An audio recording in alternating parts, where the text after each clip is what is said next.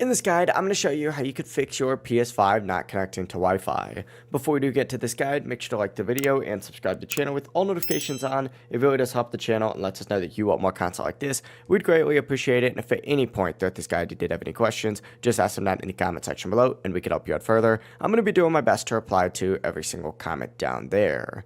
Now, this is a very common mistake people make, and it's essentially just not updating, your system software. So from your home screen, and this is just the first step, so don't worry if you already have this updated, you can move on to the next one. But go up to settings, which is that settings gear icon up in the top right. Select this and then go down to system on here and select that.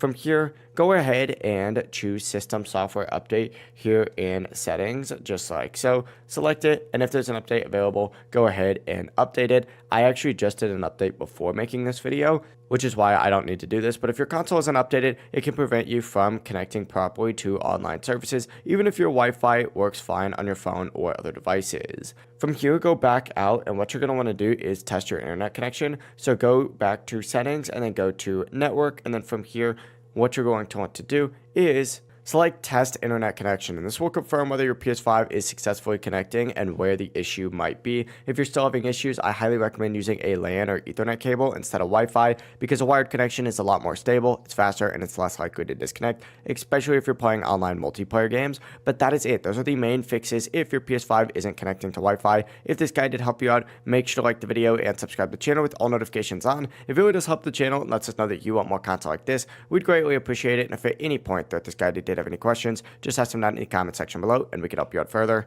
Have a great rest of your day though. Peace.